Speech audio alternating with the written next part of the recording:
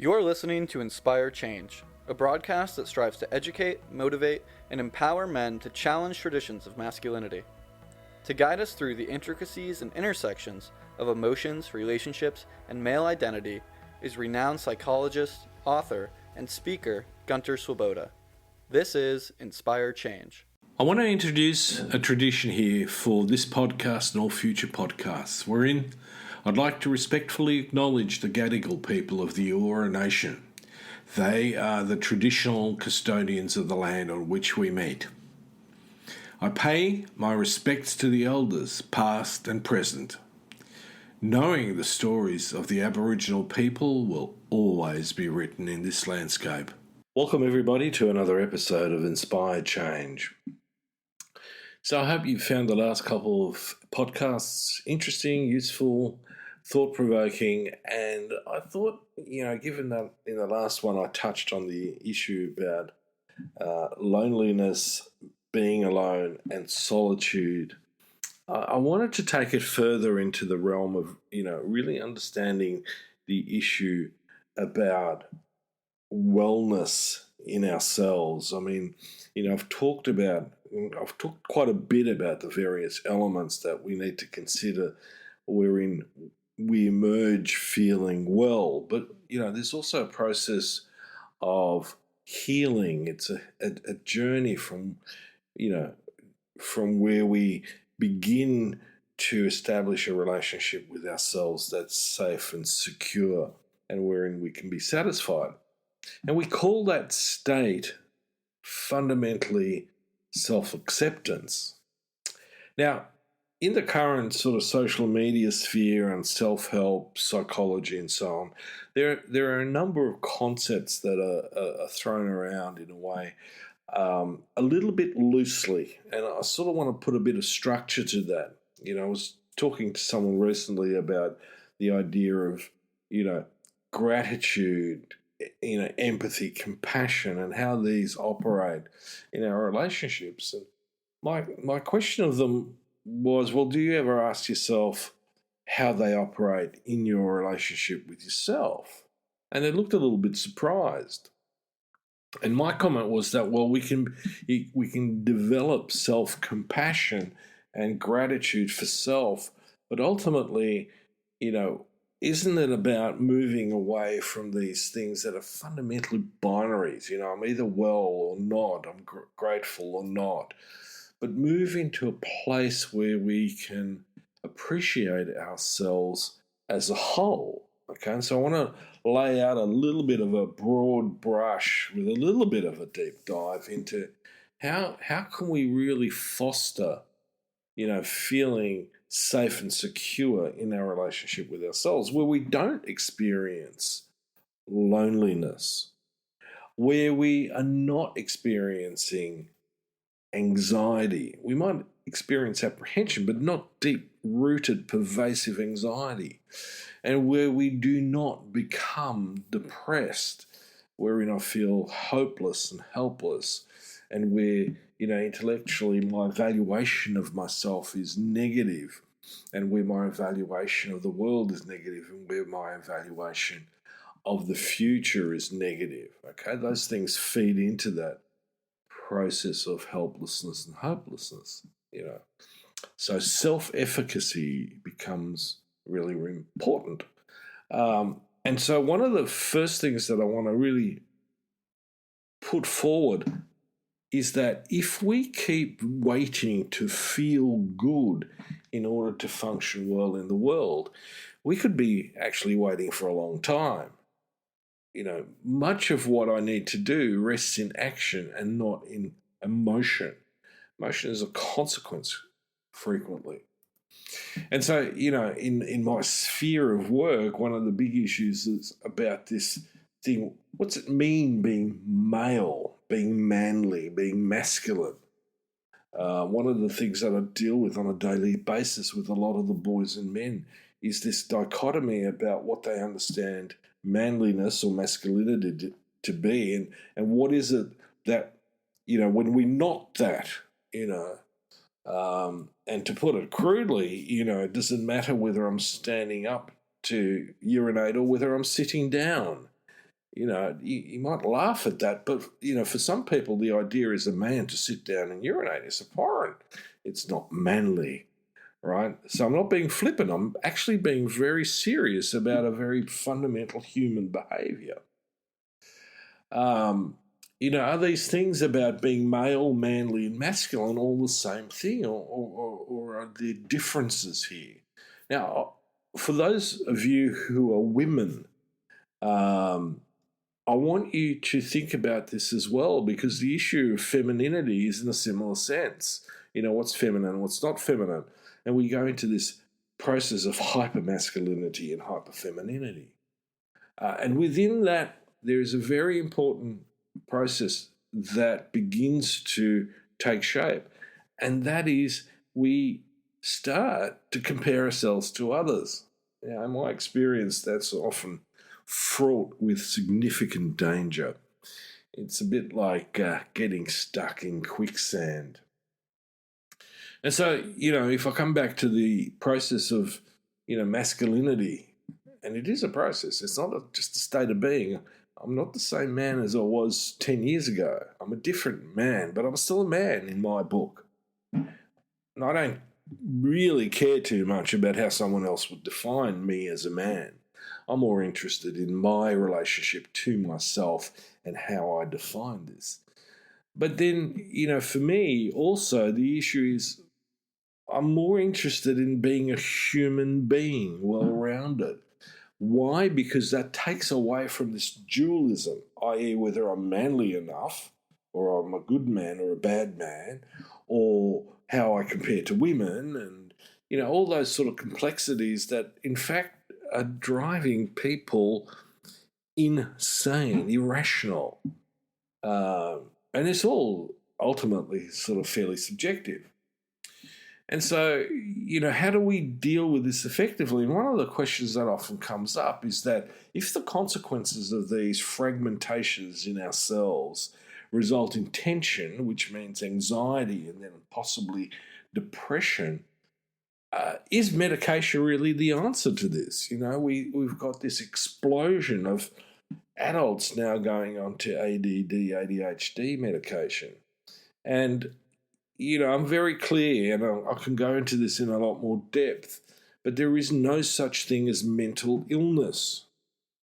There is psychological distress and there are psychological disorders, but mental and illness don't go hand in hand. It can be neurological, physiological, hormonal illnesses that lead to mental, psychological disturbance. Right, so I know I might be cherry picking here, but that's the best way that we can look at that, and that's how we should look at it. All the biological reductionist treatments in psychology have not worked well, even though we call them psychiatry. So, what are some good ways of thinking about it? Well, in my book, a lot of the work that we need to do rests in philosophy that lends itself to psychology. And there are two particular philosophies that I think are important to consider in this process. The first one is Stoicism. And the other one, and this is from personal experience, is that when I take away the religiosity of Buddhism, especially Zen lends itself exceptionally well to being present in the moment and to accept myself and the world as it is. Now, that doesn't mean we don't have aspirations, because ultimately in Buddhism, it is all about aspiration. The aspiration to, bodhisattva, the enlightenment, the journey towards the Buddha. Now, there's also a neat little saying, which is when you find the Buddha in the middle of the road, kill him, because we can get too strung up by where we're going but not where we are. And so in Buddhism in particular, this whole idea of non-dualism argues against the multiplicity of stuff by stating that things appear distinct, but they're not separate. In an article, there's that I read by a guy called David H. He mentions that we live in a very dualistic-minded society. We're as opposed to living with what is. Right? So, in the whole field of masculinity, there is this what's masculine, what's not masculine. And to me, in a way, that's a nonsense argument. It's misleading, it's irrational. It lacks a sense of objectivity. The dualism comes out in all sorts of different ways. Am I fat? Am I skinny? Am I lazy? Am I active? Am I successful? Unsuccessful? And I argue very strongly that dualism, that binary thinking, is very much a patriarchal artifact. The hierarchy, the territoriality, one thing or another, is just part of that value system that really puts us at odds with our humanity. So, one of the burning questions that often comes up in this situation is, so you're promoting, the idea of becoming self-accepting. Does that mean that I don't need to change? No, that doesn't mean that at all. As I said, if I adopt a Buddhist idea, it's about moving towards a higher state of being.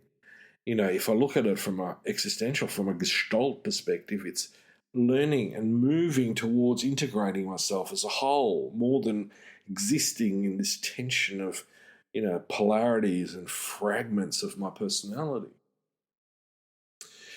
Now, interestingly enough, in a somewhat different way, Stoicism takes a similar approach. And I did find an article by a guy called Caleb Ontiferos, which he titled The Four Pillars of Stoicism. And I thought that was quite interesting because, they're the Four Noble Truths in Buddhism. I thought, okay, this looks really interesting. Now, in his article, he talked about several things: acceptance, awareness, and the idea of action and anti-fragility. So if I address the last one as simply being, more resilient, we're going to get a lot of traction with that. Okay, so how do I work towards self-acceptance? And the first thing is, and this is my view, not Caleb's, is that rather than moving straight into acceptance, I firstly need to practice awareness. Awareness is a central element. It's, understanding my defenses, my resistances against awareness, and the insights, the illuminations that come from that. I also need to begin to practice acceptance. We get stuck with this idea that I'm not good enough the way that I am, rather than going, accept yourself as you are. Doesn't mean being fine with your imperfections. It means accepting yourself just as you are. Right? Warts and all, okay? And there's no, hedging your bets with it. There's no, bargaining with yourself. And so it's really, really important that even when I'm miserable, that I accept my miserable self, because that's going to change. Remember, emotions are temporary. Actions, the right actions carried out regularly, create better emotions. The right actions, okay? So, I can say that when you're miserable, don't wish for a happy self. And if you're happy, don't worry about being miserable. One of the things that I have to deal with a lot of people is this thing called symptom anxiety. They get anxious about being anxious, or they get anxious about being angry, anxious about being depressed, or alternatively, depressed being about anxious, or depressed about being angry. So we need to let this go. And that leads us to feeling more accepting of myself. And what that leads to is being able to trust myself more. If I can trust myself to deal with negative thoughts, negative feelings, and negative behaviours, then I've got a really firm foundation. But most of us keep getting stuck either in the past or in the future. Well, I've never been able to do this. Well, that doesn't tell me anything about the now. Certainly doesn't tell me anything about the future. So it's important to recognize that self-acceptance is not a compromise. It is a realization, a recognition. And when you actually see just what you are, the chances are that you are going to feel more energized, more invigorated. But you've got to be aware of those glasses that create a confirmation bias, which is if you're negative about yourself, then if you've got those glasses on, you're not going to see yourself as who you truly are. The essence of you. Remember also to separate out who you are from what you do. They don't necessarily, mean the same thing. I can be a very good person and occasionally do some bad things. Now, that could be on a spectrum. As a good person, I'm not likely to, blow up a bank or rob a bank, but I might be nasty to my neighbour because they've pissed me off about something. And then later on, I'll regret it and I will try to make amends. So the important aspect is creating actions in relationship to yourself that are affirming, that are acknowledging, that are validating, that allow you to begin to reflect and allow you to choose better behavior from which you will then feel better. And that is a big step towards anti-fragility, or what we more commonly refer to as resilience. Resilience is the buzzword. Okay, so let me tie this together. So if we're going to make things actionable, then my awareness and my actions need to be in regard to my body, my thoughts, my emotional state, and my social being. How am I connecting to others? And so they're built into this. There are very concrete and clear steps that we can engage with that is going to lead to me being self-accepting.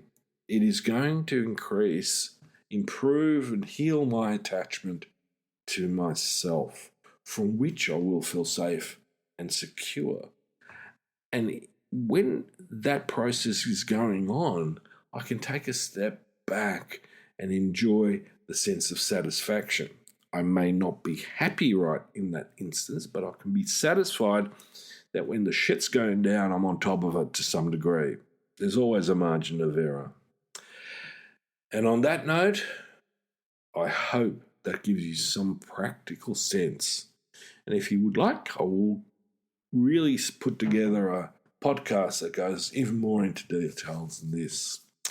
So go out, before you change the world, think about changing yourself, because that will become an inspiration to others without even telling them. Until next time, this is me signing off. Thank you for listening to Inspire Change, a broadcast that strives to educate, motivate, and empower men to challenge traditions of masculinity. For more information on the Making Good Men Great movement, or for individual or group coaching sessions with Gunter, visit makinggoodmengreat.com. For inquiries regarding broadcast topics or appearing on the show, email Miranda at noirtainment.com. That's Miranda at NOIRTAINMENT.com.